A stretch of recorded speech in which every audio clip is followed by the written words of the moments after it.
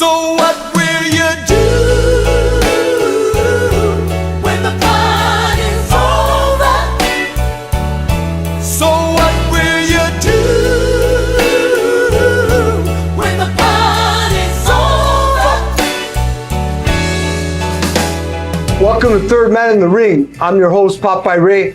Hey guys, I want to just, I've been asking this gentleman here to come on the podcast for months now, and thank God he accepted. And I'm sure you know him, Guerrero Fitness. This guy's a stud, man. Not to mention he grew up in the SGV as well as me, you know? So I want you to give a warm welcome to Guerrero Fitness. Hey, OG, thank you for having me here, man. It's a blessing, man. It's an honor to be here amongst an OG. Like I said earlier on one of my rants, you know, that I was gonna go do a podcast with the OG that we look up to, me growing up. A lot of us did, you know, somebody that's well put together, stand-up guy, looking sharp. I had to come sharp, man, and try to outdo the OG, man. Came too sharp, Holmes. Man, that's what it's. That's but thank you for coming on, Holmes. Real quick, where are we at right now? What gym is this? And I want to give props to this gym that allowed us to come here and do a podcast with Guerrero. Yeah, 6 Cents in Ontario. Ferrari Lane, my boy Mario. Shout out to Mario. Thank you for allowing us, you know, to be here and for extending your, your hand for us, you know. And they're telling me that he might open it some in Covina, no? Yeah. That's a good place to open a gym, bro. Yeah, wait till you meet him, a youngster, man. Is that right? Yeah, youngster. I thought he was Ambition, a worker. Huh? Ambition, man, and. I got to interview him, Holmes. You got to hook me up on that. Absolutely, 100%, man. So tell the fans where you grew up. I want them to know about you yourself, bro. Absolutely. I mean, you have an awesome Instagram. A lot of people, you have more followers than me. But with that said, I want them to know about you, homie. Yeah, no, absolutely. Like I said before, you know, most of you guys that don't know me, you know, I came from Mexico at 4 years old. My mom was already here, you know, looking for that, you know, a better life. I didn't know she was my mom till she went and picked me up at 4 years old. I was living with my grandma. I thought she was my mom. Wow. So yeah, she went and obviously she had she had a husband now. You know, I never met my dad. My dad's from Guerrero, my mom's from Puebla. I have 3 brothers, 2 brothers and a sister. Obviously they already had my younger brother. Where when I met them, it was a trip, you know, because they had their family already.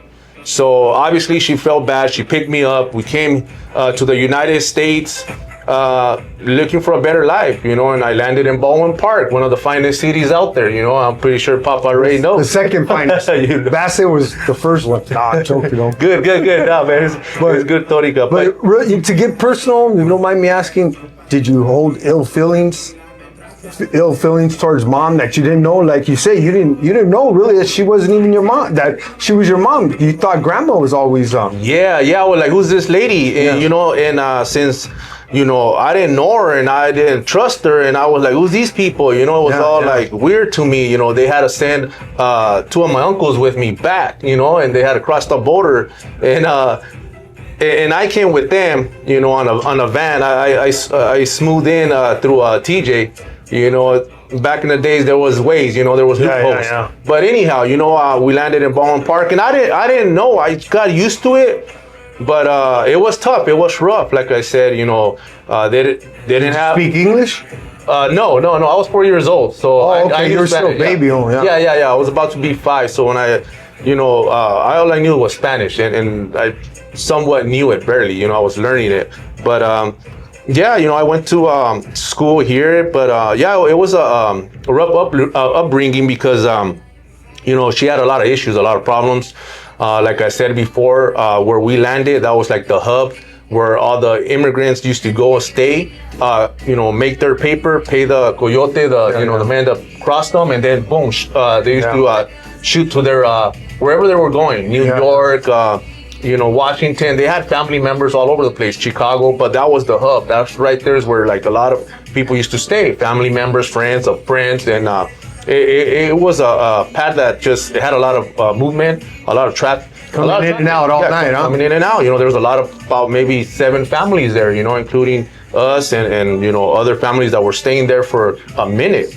So yeah, it was just it was a tough environment because there's a lot of like what we all do, man. Just drinking the weekends. A lot of just drinking and just what Raza does. The Mexican It's a family culture does. thing, huh? It It's a is. culture thing, huh? It's the environment that we grew up on. Just going to work like robots and coming home, and the only thing that we could do to pass the time is drink, play cards, and that's it. Go to sleep and do it all over again. So I seen a lot of that, but like I said, the ladies ain't having that. Because with all that, there's a lot of like insecurities. There's a lot of like judgment. There's a lot of and what comes with emotions. drinking, drugs también. Oh yeah, Drugs and come into violence. yeah.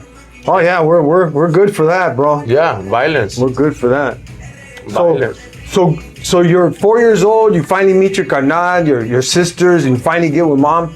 So where from there now? You stood in Baldwin Park. Yeah, that's where I was pretty much raised in Baldwin Park. Till I was 19 years old. So you went to Plestra there and all that. Yeah. I went to Alwyn School, Alwyn Elementary School, right there by the east side, on the east side by Barnes Park. And then I just got bounced around. I went to Tracy, I went to Dianza. I just moved around as a kid. I went to Tracy Elementary. Yeah. As a kid, I was growing up, with that tough mentality because I used to get abuse at home. I used to get a beating. I used to. My mom, when she was not feeling it, she was, she had to take it out on someone. The anger that she had, the problems that she had behind closed doors, and that I got to see very small. But they, she, as long as. They always try to keep it in private, but we know what's up. As I was growing older, They say kids are like big sponges, bro. Absolutely. You don't have to say much; they catch all that, man. Oh, the energy, everything, man. That's what I was saying. That's what I meant. The energy. So when mom is without in a bad mood, it flows into the kids, eh? Yeah, she's like who am I gonna let off on? Come here, and that's what pushed me to drift away, and hang around the wrong crowd, like everybody does. We don't have the attention, the love at home, so we seek it somewhere else. Straight up. That's everybody's story. Most of us, that grew up like that, and that's what happened. I started drifting away as I got older. When I was 9 years old, she hit me up with another news. Telling me that that's not my dad, because I thought they were both my parents. After I got convinced, okay, that's my mom, that's my dad. Yeah, that was a double whammy, oh. Yeah, so that was later on though. As I was playing, and my stepdad was playing with his brothers that came from Mexico, and other friends, and they were like joking around with them and clowning them, and I guess it was about me because I used to say dad, or used to go there and say, hey, like kind of like, hey man, like this guy call you dad, man, what's up with that, man? Like you're clowning them, I guess that's what happened, because my mom wasn't too detailed. She just told me, you know what, don't go over there calling him dad. He's not your dad. I'm gonna be straight up with you. I left your dad. So that was like another one, like, oh, okay, now I understand why I get beat up, why I get, the leftovers, why I get treated different. So everything made sense. Well, I at mean, 9 years old, In my personal opinion, it was a shame on that guy then for doing that, because that wasn't your fault, Yeah. I mean, being a step kid, I was a step kid numerous times, and to be honest, none of them cared about me. So with that, they didn't mess with me, Yeah. But I never understood when a man gets can't treat a child right because it ain't his, No, So absolutely. that's for another story. Yeah, no, that's a whole story of It's not its their own. fault, you know what I mean? It wasn't your fault, Yeah. But but it all added up when you found out. Like, Yeah. oh, okay, now I see. Yeah, yeah. Now I see. So it kind of even. I can imagine that even pushed you more to be a travieso. Oh, absolutely. It's just straight like, oh, okay. Like at 9 years old, I was already more like alert and aware of like, okay, you know what? Now I understand. And then, and my uncles that lived there, my aunts, they always used to tell her like, stop treating them like that. Why are you hating them? Why are you abusing them? Like they did their best on trying to tell her like, you know what, ease off, and it's not his fault. You're just taking it out on him. But my mom only knew what she knew, and she was only doing her best with what she had. And when she had, that those emotions kicking, you know, that she had to release that anger or whatever she was holding. And, you know, it was me, but it made me stronger. You know what? Yeah. Because I didn't let nobody, you know, try to bully me, you know, in If you school. can take it from an adult, Oh, you ain't man, gonna take it from somebody else. she already had broken me. So me, like right now, when, you know, as I was growing up and running into other knuckleheads that were like, you know, in the same situation, that, oh man, we just became like dominants, you know, like, oh man, nobody's gonna Birds fuck of a with us. feather flock together, Holmes. Yeah. Straight up, you know. So Straight up. you go. How was your teenage years? My teenage years were pretty, you know, man, I got laced up by OG, man. My next door neighbors were the pad. Those were the ones, man. You know, you know, I was in a way blessed to be taken under his wing. So he and laced schooled me you up in the calles, right? Yeah, like Yeah. you know, like a son. Obviously, you know, he couldn't have a son of his own. Later, I found that out. But you know, he laced me up to be a well stand-up guy. You know, cut above the rest. So I grew up with that mentality because he shared a lot of shit that not all the youngsters got the opportunity to share. Or if you didn't have ties with like almost like a family member that was like looking after you and looking out for you, you were a throwaway, straight up, man. Yeah. And you know you had them too. There were the ones that were gonna come in, and those were the ones that are gonna go hit and put in that work, and there were the other ones that are gonna fucking manipulate people, pump you up, and set you up, straight up. Everybody who has them, Holmes. Everybody does, except the ones that were like obviously, you know, generation after generation were like, oh man, this guy. When I ended up in LP, you know, that's where I got to see like who was laced and groomed by. Obviously, he either had a dad or uncle or somebody that groomed them right, because they carry themselves different. Exactly. You know, versus the ones that didn't, that only knew what they knew, and they were just pretty much they were just the hitters, the runners. Yeah. Yeah. You know, so during your teenage years, were you getting popped a lot, busted a lot, or what? No, I was always trying to I was always aware, and I was always trying to stay away from like getting in trouble like that. Like I said, I was being molded and groomed to like be smarter than that, you know, not doing drugs. He sent me to boxing. I was boxing. And that's a hard one. That's a hard one. I'm not doing drugs, you know, because our environment in San Gabriel Valley, Bassett, Puente, those are heavily used drugs. But you're right. There was a few of us that didn't do drugs. Unfortunately, I fell into the drug scene, but there was a few that I noticed weren't doing drugs, you know?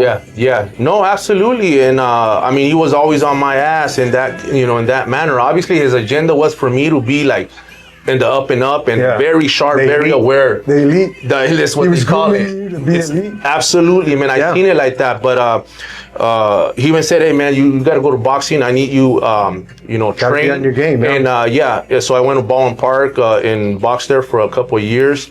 But like I said, everything went down the drain, man. They set him up. Obviously, you know, when you reach a certain power, you know, people envy you. They're jealous, you know, and you know, they took him out. After that, it was pretty much over for me because I had no. It's not that I didn't have no guidance or I didn't know what time it was. The main mentor was gone pretty much. Yeah, I kind of like more like started tapping into drogas now. You know, I started smoking weed, and then from weed, I remember we were fucking working out. You know, I went to the homies pad, and they were doing fucking glass, and I'm like, what's that? He's all like, oh, this shit. He was joking around. He's all like, oh, this shit was gonna make you pick up some good ass weight, homie. You know? That was your little light bulb, eh? Yeah. Now is that right? I go, let me see, you know, and boom, sniff that motherfucker, lit me up like a motherfucker. You feel fucking like Superman. The first time I did glass, I was about maybe 14 years old, and that motherfucker came and destroyed a lot of people. So I got hooked on it, you know. I went from being like good, like aware and sharp to like, man, just losing it, you know, causing a racket and hurting a lot of fucking people in the process. And we're back in the days, you know, they were looking for certain people when you were like known, like people, they had it out for you, man, and they knew we're out to get this guy, man. We're going for homie next. I used to put it out there, man, and I was one of them. But you know, thank God, you know, that my mom put me in jail. You know, she wasn't having it. She was not having none of that shit. When I used to come home late. Let me interrupt, Holmes. So, with that said, mom loved you though, right?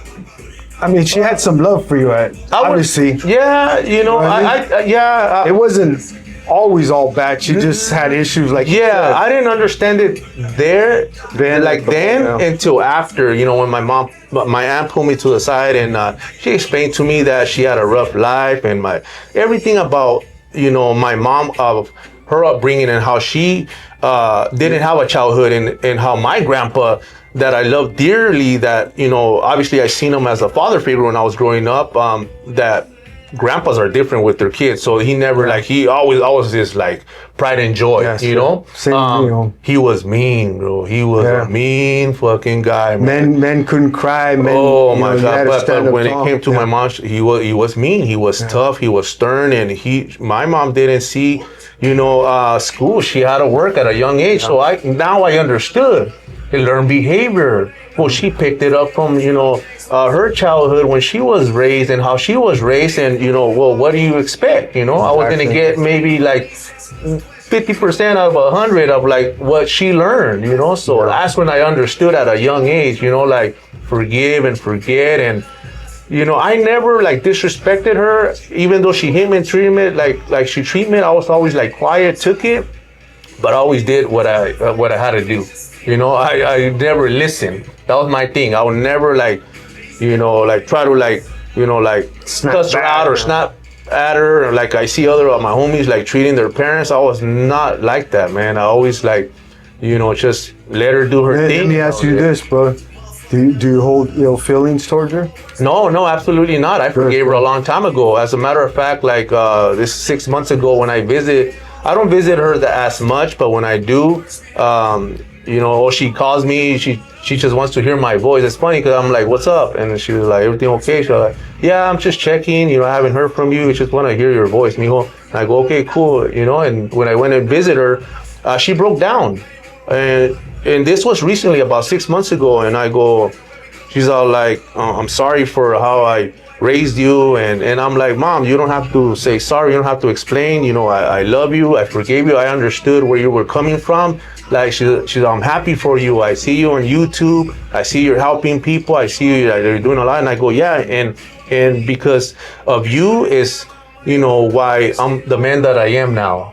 You know, because if that wouldn't have happened, if you wouldn't have put me in jail, you know, who knows where the fuck I would be, because I was just causing a lot of fucking destruction out there, man. I mean, you know where that was going. It's surprising that some of us have our trials and we benefit, you know what I mean? Is it gonna make us or break us, you know? Mm-hmm. And obviously it made you, brother. Obviously it made you. Yeah. So you go through your teenage years, when you were doing all this glass, you were still working out though?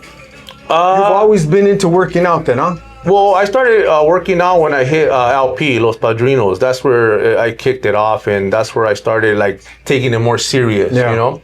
And that's where, like I said, like I picked up more of like things to do, because I didn't have guidance or other than the homies coming out of prison and just telling me to fucking eat and pick up weight. Like, okay, that's it. Yeah, exactly. Yeah, no, like really like no knowledge, you know, just, hey, go. I used to see him like, damn, my motherfucker has size, man, you're on slow steady. What do I do? He's like, just go eat and go handle business at the gym. Don't bitch out. Fucking, you know, put in that work.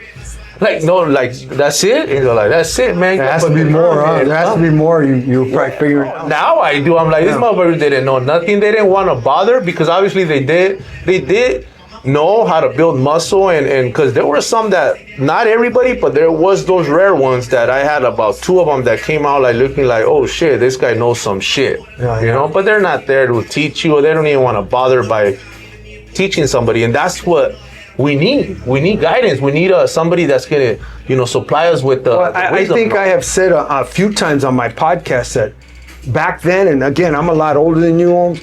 Back then, our raza tend to not necessarily, you know, sometimes haters of each other, jealous of each other, and we got to stop that, bro. We got to stop that. Oh, 100%. I you know, to toot my own horn, I have 7 kids. I always tell my kids, if you got nothing good to say, don't say nothing. You know, if somebody's doing good, even better than you, work hard if you want that. You know, but don't be a hater, man. And I think, like, I'm 62 years old, home. So my mom, she passed already, but you know what, home? I remember as a kid, oh yeah, the neighbors got a new car. They got it because this. It just didn't. Yeah. I didn't. But I was just like, why? You know, why is she saying? Why can't she just be happy? Oh yeah, so and so got a new bike. Because of that. And you know what? I don't even think she realized what she was saying at the time, or how she was implanting that with all me and my brothers and sisters. You know what I mean? It wasn't until I got into the gang activity that I realized, why are we hating on each other? You know? And I think that's from prison. When, like you said, the homeboy they took out, it seemed like when these guys got to that crazy status, you know, I'm not going to get into politics, but when they got it, there was always somebody hating it. Oh yeah. And I like, man, bro, you know, and then you always had that somebody like, hey, Holmes, I don't know, but I heard. Oh my like, God, yeah. Come on, bro. Yeah. They start to spread rumors. Remember, Yes. like I said, player hating is a sin, and there's a lot of it. You know, Yes. people don't see that. But I think we could start here, like the great Michael Jackson said, start with a man in the mirror. You know what I mean? And that's why I clung to your Instagram, because I go, you know what, this guy, he could just stroll around looking sharp and keeping himself, but you're spreading the love. Oh, you're spreading the knowledge, eh? Because man, it gave me goosebumps. Because, unfortunately, it passed me up. I'm 62. I can't do it no more. yeah, you could. Yeah, you could. It's never too late. Age is just a number, Yeah, man. yeah. All we got to do is tune it up, and that's it, man. You kept yourself in shape, and that's the good thing. If you don't use it, you lose it. The bad thing about my era, again, I'm 62. I was always into boxing, fighting, and in my days, weights were like a no-no. It's not till now, in the past 10, 15 years, these past 10 years, I see boxers lifting weights, bro. I got to. And I've seen you help a couple of boxers. The Martinez brothers, you helped them. Yeah. And back then, and even now, Ben Lira, I love Ben Lira. He's 83 years old, still out of South Miami. You know, we could do other ways. You know what I mean? But weights were like a sin for boxers. But now we figure out that it's not. It's the way you lift it. Yes. That you won't get bulky. Yes. For a boxer. Where you still have that, you know, agility, and you could move, and you could, you know, you won't be all stiff, because that's what they were afraid of. Oh, you're gonna be stiff. You're gonna be able to throw on. Or it's gonna put on weight. Yeah, you know what I mean? but That's no. There's so much. I see Andrew Ruiz, the heavyweight. I see him lifting weights. You know what I mean? Yeah. So yeah, I mean, but I missed it by many years, I guess. But now, Holmes, you look good, eh? So Appreciate that. You did a little YA time, huh? Yeah, I did camp, and then I hit YA. That was like the last. I never liked fucking getting busted. I never liked it once. And then I had the homies that loved it. That they were like, you know, everybody was striving to be somebody. That's how you pick up your notches on your belt. But I was gave you that street credibility. Yeah, it did, because when when I first got out of camp, when I hit pretty much all the camps, I was in and out through all my like teenage years. I didn't go to high school. I went to SV for 3 months or 2 months maybe, and they picked me up. Ever since then, I was done. I didn't go to high school. I wasn't able to go to high school. That little bit of time that I was able to go out, I went to continuation CDC school in Azusa. They had one right there, where pretty much the whole SGV used to go there. Everybody that used to come out of either YA or camp, they send you there. And like I said, that was the life that I had for like my teenage years, until like I got a reality check. You know, 96 was the last time I was probably out of the state. That's when I said, you know what, fuck this. Like, you know, I'm done. I don't even fucking like it, but I keep getting sucked into it, because I just keep like letting people like influence me, or like I'm still like seeking validation and approval. There you go. That's what it mostly is you seek that friendship, that validation, you know, that camarada, and then you fall into it, and then you catch yourself in the holding tape, you know, somewhere going to youth authority or prison. Like, what the heck did I do? Yes, that's when your conscience sits, and then that's when, you know, all the regret ensues. You know, and I did it. And why is it that we don't learn the lesson to learn the lesson? Because the first time I was like, oh, Mom, I'm sorry. When I did a 15-month stretch, I was like, I won't do it again. All I want to do is just, you know, be home, eat good, I'll go to work, telling her all these fucking things that I didn't even do one of them when I first got out because they were waiting for me. They fucking pumped me up even more. Like, oh man, you look good, you're healthy. They look at you different. The ladies come. Oh my god, man! It's like game over. You're walking like, oh man, like you're the shit, man. Until you start picking up those bad habits, right away they'll get you right back and hooked on that shit again, man. And that's what beats a lot of people up. It's the habits that we never change our ways, our habits, that are not aligned with what we want. Because when we're in there, we're saying and we're putting a pretty picture, a pretty story about how we're gonna be when we're out. But if your habits ain't in check, or they're not in alignment with the outcome that you want, you will get pulled back into your old ways, your old habits. Yes. That's what happens to a lot of people. I get a lot of people that are coming out of prison that the same thing. They can't get it. They can't get it together. They don't have, you have to have a program. You have to be programming yourself. You have to have structure. You have to wake up with a purpose every day. When you're in there, you're programming, right? That's why you're mandatory. I heard an old saying, fail to plan to fail. Oh, absolutely. You know what I mean? So with that said though, Guerrero, so you get out of youth authority, did that change you right away? Did you? Oh yeah, that shit, that was it because it was a rude awakening for me because there. How old were you then? I was about 17. Okay. Yeah, because as a matter of fact, when I did my last offense that got me there, I got caught at a hotel with a lot of stolen goods. Obviously, they fucking I got caught slipping, and they fucking hit me with all that shit. So I got fucking blamed for that, and it was either they were deciding because they were saying like, fuck, are we gonna try him as an adult or like give him a taste of his own medicine a little? Like my PO was undecided. He was like, you know what, let's just give him YA time instead of like hitting him in county and then just letting them know what like he don't learn. So it was kind of good, but it wasn't because fuck, man, right there it was like Thunderdome status, and it was just like, oh my god, man, right here you're picking up a case real quick. It was rough, Holmes. Yeah, fuck. Especially for us. Let's say you thought those were deep, Holmes. Yeah, but you know what? Sometimes they just had shit personal. They were playing fucking like cards there, like like different carros and shit. Where like 213s were mobbing on the 8. Well, back then it was 818. Remember? Yeah. We're still claiming 818. I took it's just somebody crossing 818 and then you got to take flight because he just did it out of a joking, like just to be a fucking like a jokester. Yeah. But you couldn't take that, or else you'll be marked fucking punk. It's all about respect, though. Yeah, like and there's some idiots that go in there with like they don't have no fucking respect at all. Well, they're not schooled right. No, but they're with it, They're with it. They're just knuckleheads and idiots, that were like, you know what? Forget that. And that was it. I had to come with the plan, and that's where I really said, you know what? If I don't fucking do something here to change that, I'm through because I got to do something. So I got to keep busy. So I started working. I tried to go back to adult school to get my education. But then, like everybody, man, the money, we chased the money. Yeah. And I heard that truck driving did good for us, that we had records or that all the pelones were, I used to see them, man, this guy, my homeboy was truck driving. He's the one that told me, hey, man, like, get your license. It's the fastest trade where you can make good money. Oh, man, when I heard what he was making, I was like, no way. He's like, yeah, like, okay, cool. I'm a troquero. Are you? Yeah, I've been doing it since 94. I'm a union teamster. Oh, okay. So I make very, I'm blessed, bro. Oh, yeah. Blessed, yeah. I was 848 and then I'm local 63. So I got about 15 years in the union. And then the other 4? 63, yeah. Yeah. Oh, local 63. Yeah, that's what's up. Then I became an organizer for the Teamsters. Oh, is that right? Okay. Yeah. Oh, that's what's up. My boy's an organizer. Well, was an organizer. Yeah. Now he's into personal development. But yeah, that opened a lot of doors for me because it kept me out of trouble. Yeah. They drug test. And I seen a couple of your pictures.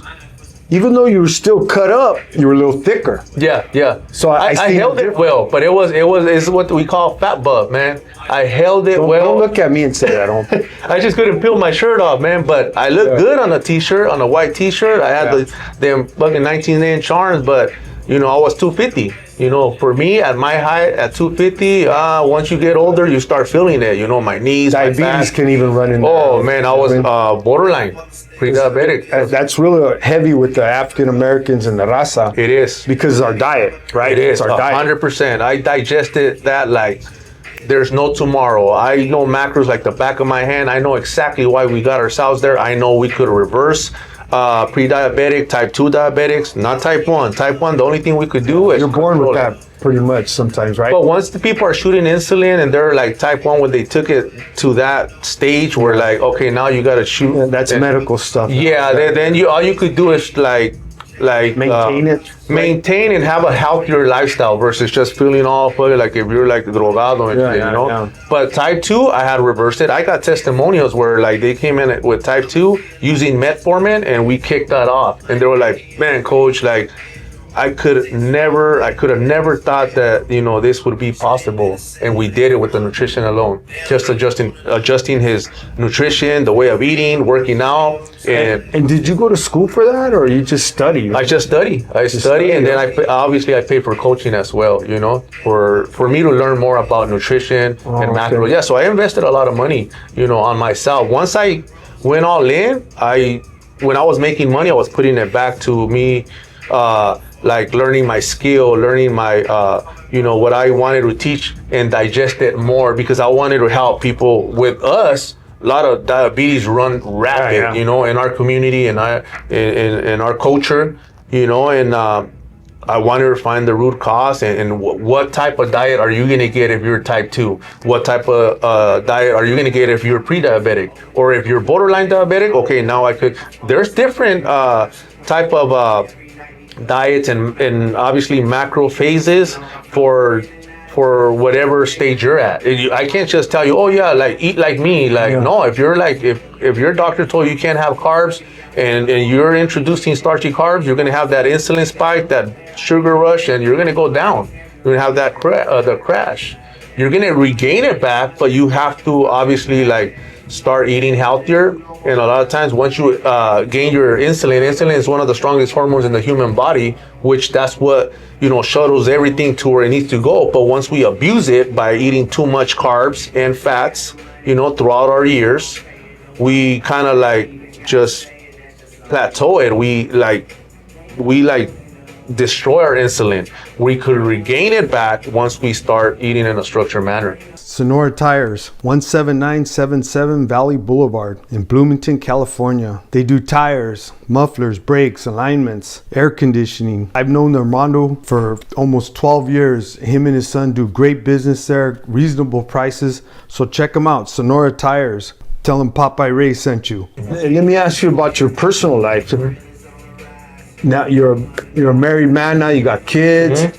If you don't mind telling the fans, how's that going? Yeah, shout out to my wife, Stacy. You know, she's one of the reasons why, you know, I'm thriving, and she took me out of you know, me like getting into trouble and knowing what family was all about. Because when I, you know, went into Mrs. Guerrero there. When I went into her family, that was a family, like an American family, almost like a Brady Bunch.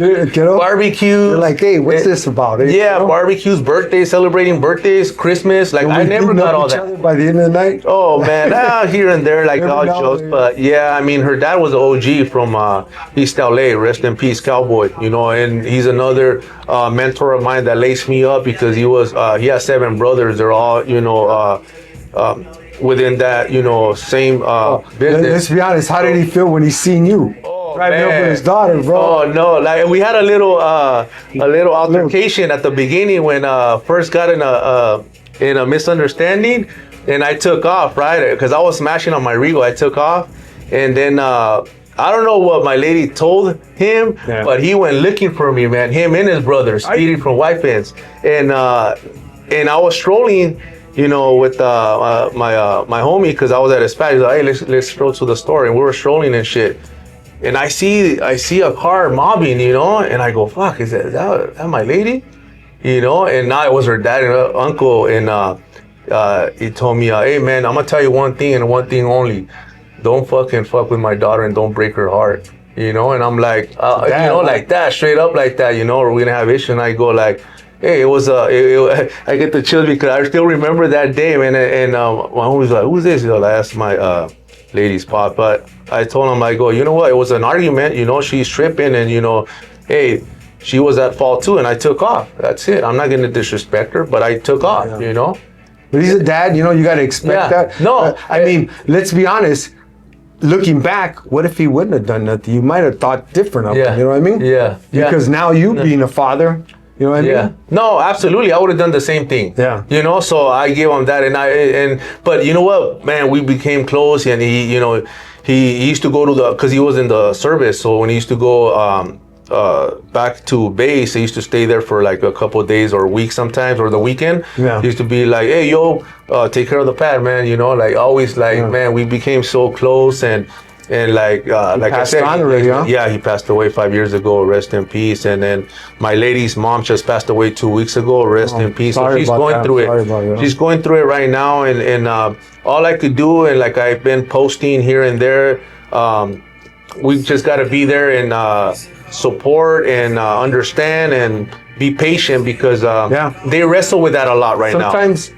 Sometimes, you know, in death, bro, the best thing to do is just be there. Don't say nothing. Just No, be because there. there's no words. Yeah, there's no sometimes. words, bro. There's no words. Or like whatever I know in my understanding of like a passing of a loved one, my beliefs, you know, they ain't trying to hear it right now, especially That's right. somebody that's close. So Nobody wants to hear God wanted another angel. You know what? No. bro? I don't want to hear that.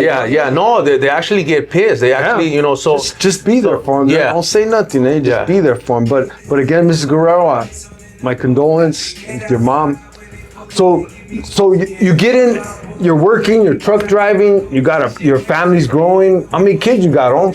I got I two. see your boys already ripped. That's it. Yeah, we got, hey man, they're like sponges, man. You got to admit it, and this is a serious question. It's got to be DNA también, no? I mean, let's be honest, only because look at my grandson.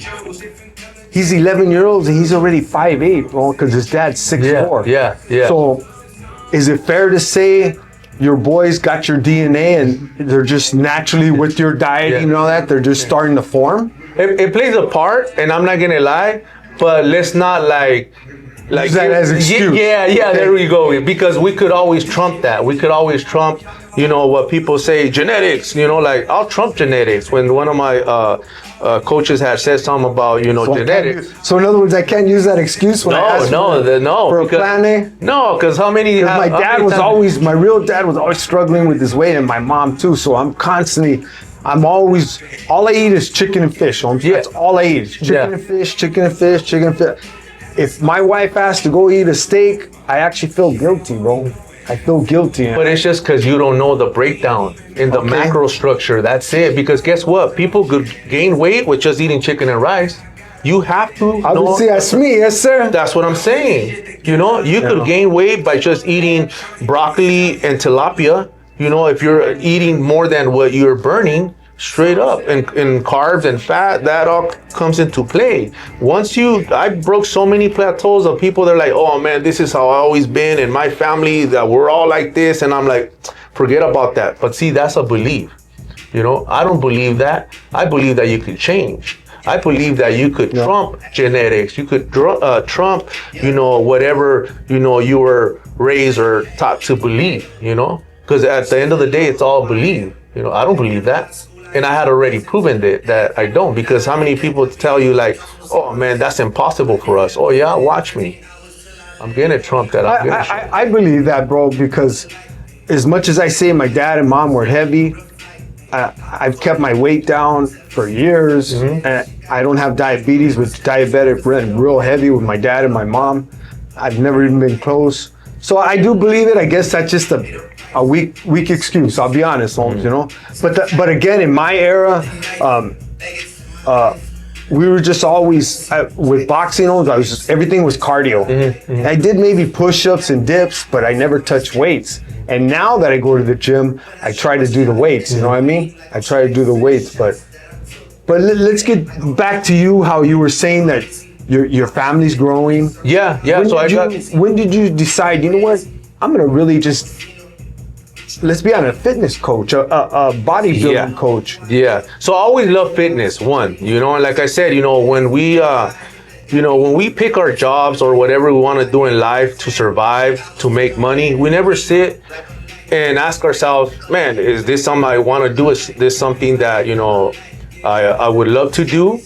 And we always just go by if it's going to feed my family, if it's going to pay my family. So that's why I became a truck driver, you know, and I did it because it gave me a good life. You know, it was a stepping stone for me. But I always had that in back of my head. But you know what? After, you know, I was doing good. Obviously, you know, I drove trucks for 19 years. Towards the end, I made some investments and I was doing even better. I was like slacking, man. I was getting too comfortable with my diet, with my structure, my discipline. I wasn't working out as much.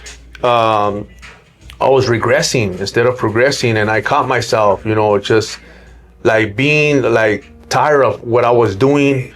I was broke. In what way? Were you putting on weight? I was putting on weight. Like I said, I gained, you know, about 75 pounds, and I was drinking more now. You know, we were going on meetings, business meetings, and after that, like we had the money to spend and shots and order whatever, you know, like just eating like gluttons, you know, like, and that was like, it was catching on to me. That's like, exactly what it is, gluttony. Yeah. You know? Oh, like, is this what success gives you? Like is this what, like having like somewhat okay money, like just spending it like that, where like I felt like I was destroying myself, and mentally, physically, and spiritually I was, you know, broken. I was feeling broken. I was like not liking it, you know. So I had to find a purpose. Like I was like, there's got to be more than this. There has to be another way. Like this can't be it. Like this can't just be me. Like I'm driving now, I'm feeling like I'm worse. Like, where is my discipline going? And that's where, like I said, I was looking for. And I think I seen one of the pictures of you driving. You carried it well still, but you were kind of thick. Yeah, I seen that you were thick. You know? Like you said, in the t-shirt, you probably just looked like a homeboy that just got out. You know what I mean? Yeah. I was good, solid, you know, and but inside was. That's like, what I'm at. Inside, were you sleeping good? And no, my back hurted. Obviously, I used to drive, you know, long hours until I was able to just get a local route, and then just ran the whole SGV locally, and I used to go home. So that helped me, but I was already like, I had a lot of wear and tear. My backs, my joints, my knees were all like just like. So what are you weighing right now? On 195. Twisted Steel and Sex Appeal, huh? That's right, man. That's right, Holmes. That's right. Straight up, that's a good one. So We use it. what was that before? 275, you said? No, 250. 250. So wow, that's a lot of weight on the drop. Yeah, But and we don't know it. We don't know it, Popeye, because we don't see it until you start comparing it. Then you're like, what? I think because the wife still loves us. So we don't get complete. Yeah. I was at 275 one time, and my wife goes, I didn't even think about it. I loved you then. I'm 185 now. She goes, I didn't even think about it. It wasn't until I see myself on TV refereeing a fight, and I said, I gotta drop some weight. Are you serious? Damn, I would never picture it like that. Man, I was saying, I gotta drop some weight. Well. But the wife said, I didn't even think about it. So I'm assuming, I'm not talking for your wife, but I'm assuming she still loved you. You just. Oh yeah, she always tells me like, oh, your arms, or she always complimented me like, oh man, like they like us, you know, like, hey, we're solid, we're big, we're not lazy, we're go-getters, so they want that, they see that in us. We're like. So if you put on 10 pounds, she's not gonna sweat you behind it. No, I'm actually telling her that I'm gonna cut more. That's a good woman. I want to get to 185, and she's like, why? Like you look good like that, and I'm like, I'm trying to get to 185 so I could just be more ripped, and she'll be like, I don't know, like that's a good woman. No, that's a keeper. That's yeah. So how many kids did you have? So I have two boys. My oldest, Moses, which he's 24. I got my son Isaiah that's going to Oregon State in 3 months. Yeah, he's 21. He's already surpassed Dad, you know, as far as education. Oh, they all did. That's why I get pumped up when I go to these universities. My son Moses actually graduated from Cal Poly. He was the first one in both families to take it to that level. So it was mind-blowing and amazing experience to see that. That was good, huh? Yeah, thank God. And then my son Isaiah, we just went and visited Oregon and checked out the campus. It was. I think I seen that on your Instagram. Yeah, I was like, oh man, this is all new to me. I'm like all excited. Like I'd never experienced that. Like to take it to that level, like. That right there shows commitment, consistency, discipline from a young man to go and take it to that level because you got to study. You got to have it up here, you know. And we didn't have that. We were lazy. We were like not motivated to like see that was gonna take us somewhere, or at least keep us out of trouble. At the same time, I think, you know, again, I'm older than you, but in our era, it was like, that's his thing. Education's his thing. You couldn't do both. You couldn't be cool and educated, you know, to a sense where you went to a university, you know what I mean? Yeah. But yet, I bet you your son in Oregon State now. Is that where you're going, Oregon? Yeah, you said? yeah. It's probably, that's my dad, Guerrero Fitness, you know? Yeah. Your dad's an OG, That's what you call him, man. Yeah, man. No girls? Yeah, my baby girl. Yeah, she's gonna be 16 next week. We had her quinceañera last week, Aliyah.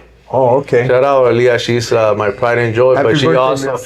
she gives me a hard time. She ain't afraid of that. I got 2 daughters, bro. My boy's militant, so I'm like, you know, but my daughter, oh no way. Yeah. You know, but and that again, that's our raza. The men tend to be strong and tough on the boys. You know, this is a man's world. You need to know how to step up, when to step up. But our girls, we tend to keep them in that hug. You know what I mean? And I do the same with my 2 daughters. You know. Yeah. My 5 sons, I used to make them run. We'd go to boxing, and after, on the weekends, they'd have to run around the block, 1 mile every day. Yeah. You know what I mean? But my daughters, I'm sorry, Mia, but you want McDonald's? Daddy take you to McDonald's. You know what I mean? And I How do you know he likes that? I'm like, what do you mean McDonald's? You eat nutrition. We got food that's nutrition. No, I want McDonald's, Dad.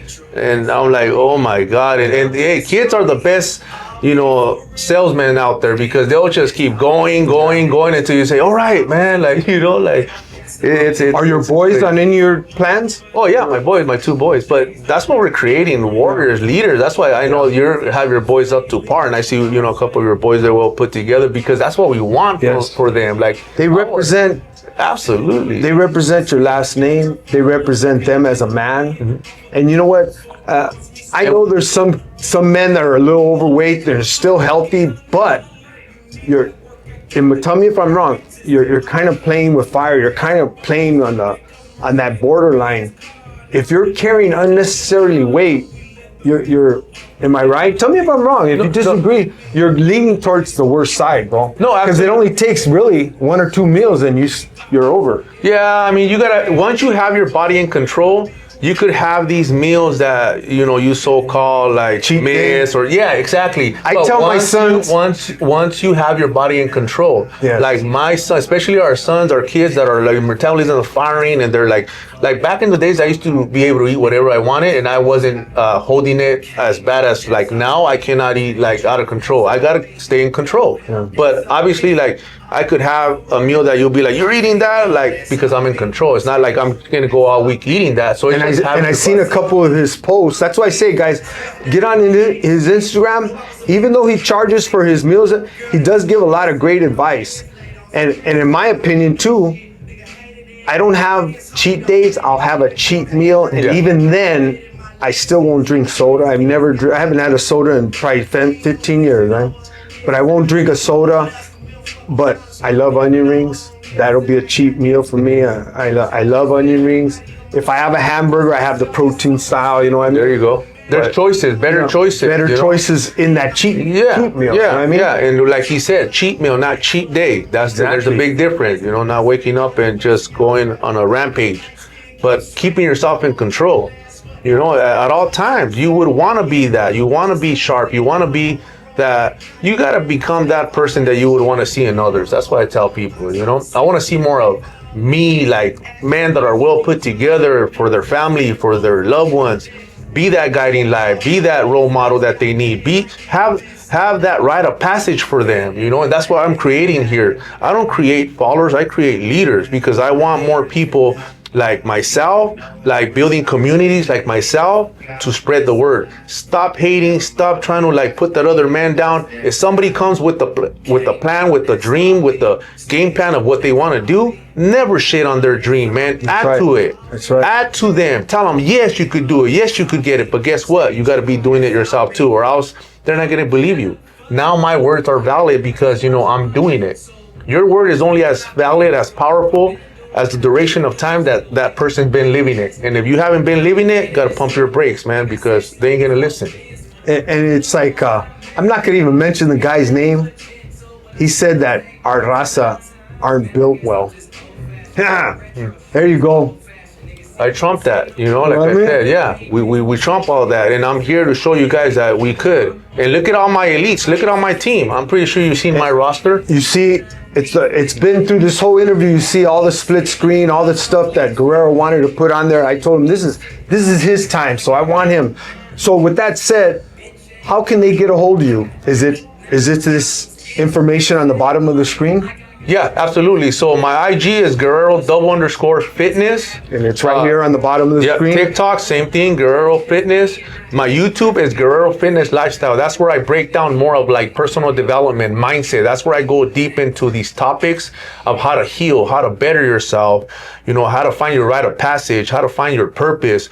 I dig deeper on these topics that what everybody's going through right now, whether it's a loss of loved ones, hardship, or, you know, a broken heart, you know, whatever it is, or whatever people ask me to talk about and go fully and digest it and break it down to change the way you're looking at things, because it's all about changing your perception on life, your perspective on how you're viewing things. When you change the way you look at things, the things you look at change. You gotta rewire your subconscious mind of all that trash that you've been building, or everything that you were taught to believe from the past, from your upbringing, from your environment, into like now what it really means.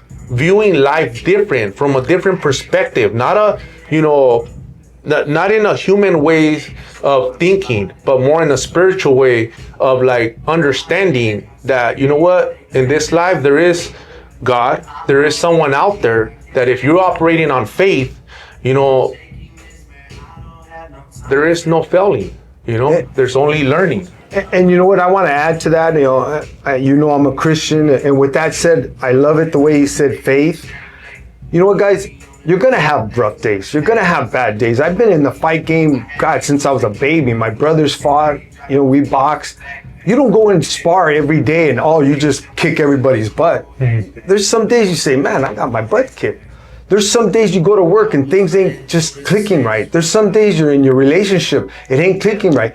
But like in my Bible, God says, when you have trials, look unto me.